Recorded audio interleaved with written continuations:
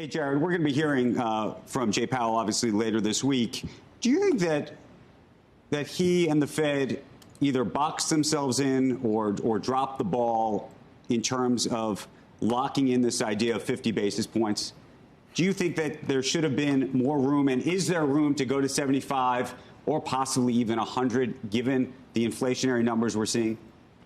So if you listen to the president's three-point plan on fighting inflation, he put number one as Fed independence for a reason. It is the primary inflation-fighting institution, both here and globally.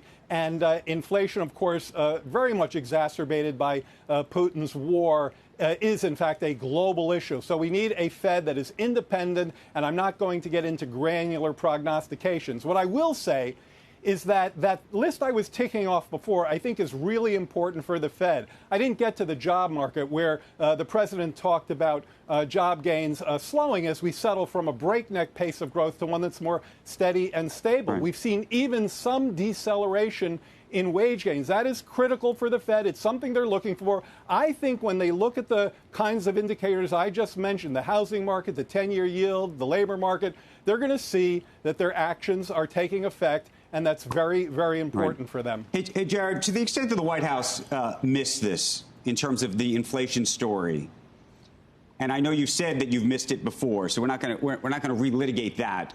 But what I want to understand is what you think the lesson of it was and is, to the extent that the public wants to know that there was a lesson, that you've learned it, and that going forward you're going to approach this differently.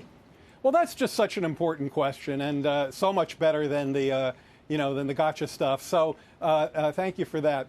I think the most important lesson is that when you're living in an uncertain world, when people were making the predictions that they made, no one knew about Delta and Omicron. No one knew about Putin's invasion of Ukraine. In a world with geopolitical, economic uncertainty, what you need is a White House that understands the depth of importance of insurance policies. Now, what do I mean by insurance?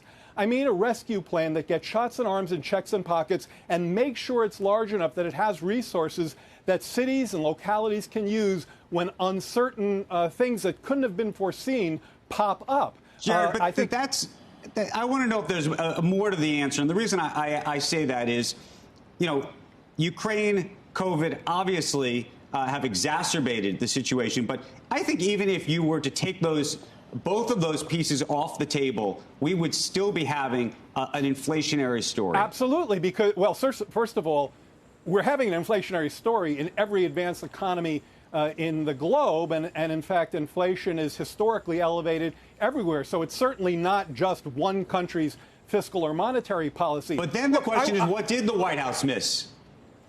And what's the lesson of that?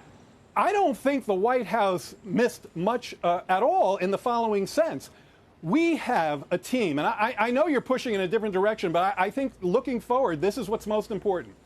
We have a team of seasoned people here, led by a president who believes that we have to do everything. We don't sit on our hands and hope that these forecasts for stable growth and inflation slowing down come true.